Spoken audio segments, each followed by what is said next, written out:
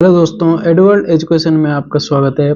आज हम चुनाव आयोग के बारे में डिस्कस करेंगे और चुनाव का समय है और आपने न्यूज़पेपर में और टीवी न्यूज़ चैनल में चुनाव आयोग के बारे में बहुत सुना होगा। तो इसी चुनाव आयोग के बारे में जानेंगे, इसकी संरचना और इसकी शक्तियों के बारे में। ठीक है। चुनाव आयोग एक संवैधानिक निकाय है। आर्टिकल 324 के से, और इसकी स्थापना 25 जनवरी 1950 को हुई। 25 जनवरी को इसीलिए हम मतदाता दिवस भी मनाते हैं। ठीक है। ये हमारे राजीव कुमार वर्तमान में मुख्य चुनाव आयुक्त हैं, और ये 3 होते हैं इसमें, जो मुख्य चुनाव आयुक्त और 2 चुनाव आयुक्त को मिलाकर 3 सदस्यीय होता है।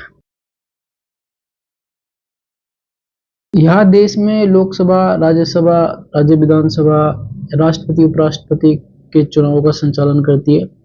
और जो हमारे राज्यों में पंचायतों और नगर पालिकाओं का चुनाव होते हैं, इससे इसका कोई संबंध नहीं है, और उसका चुनाव राज्य निर्वाचन आयोग करता है, स्टेट इलेक्शन कमीशन।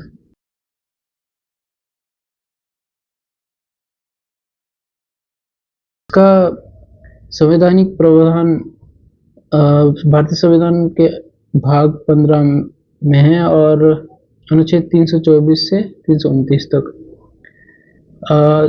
अनुच्छेद 324 के अकॉर्डिंग चुनाव का अधीक्षण निर्देशन चुनाव आयोग में निहित है, और इसी में ये भी कहा गया है कि भारत में चुनाव आयोग हुआ। और 325 में ये कहा है कि धर्म, जाति, लिंग के आधार पर किसी भी व्यक्ति विशेष को मतदान सूची में शामिल न करने और अयोग्य ठहराने का प्रावधान नहीं है, मतलब। ठीक है। और 326 में लोकसभा और राज्य विधानसभा में वयस्क चुनाव मताधिकार के लिए होंगे, और ये हमारा संवैधानिक अधिकार है आर्टिकल 326 के अकॉर्डिंग। 327 में लिखा है कि विधानसभाओं का चुनाव के संबंध में प्रावधान करने की शक्ति संसद की शक्ति है। ठीक है। और 328 में लिखा है, ऐसे विधानमंडल के चुनाव के संबंध में प्रावधान करने के लिए राज्य विधानमंडल की शक्ति होगी। 329 में चुनावी मामलों में अदालत का हस्तक्षेप नहीं होगा, मतलब इसमें न्यायिक जो होती है चुनाव में, वो चुनाव आयोग न्यायिक भूमिका भी निभाता है। ठीक है। इसकी संरचना हम पहले ही बता चुके हैं। इसमें एक चुनाव आयुक्त होता है, और उन पहले मूल रूप से एक होता था, और चुनाव आयुक्त संशोधन 1990 के बाद यह बहुस्तरीय बनाया दिया गया, और इसमें अन्य 2 चुनाव आयुक्त का मतलब शामिल किए गए इसमें। ठीक है। अब इनकी आयुक्त की नियुक्ति और कार्यकाल। तो मुख्य चुनाव आयुक्त की और चुनाव आयुक्तों की नियुक्ति राष्ट्रपति करता है, और इनका निश्चित कार्यकाल 6 वर्ष का होता है, या 65 वर्ष की आयु, जो भी पहले हो। ठीक है। भारत में सर्वोच्च न्यायालय के न्यायाधीशों के समक्ष इसे समान वेतन और भत्ते मिलते हैं, और निष्कासन भी जैसे हमारे न्यायाधीशों को होता है, मुख्य न्यायाधीश का सर्वोच्च न्यायालय के न्यायाधीश को हटाने की प्रक्रिया जैसी होती है, वैसी ही मुख्य चुनाव आयुक्त को हटाने की प्रक्रिया है।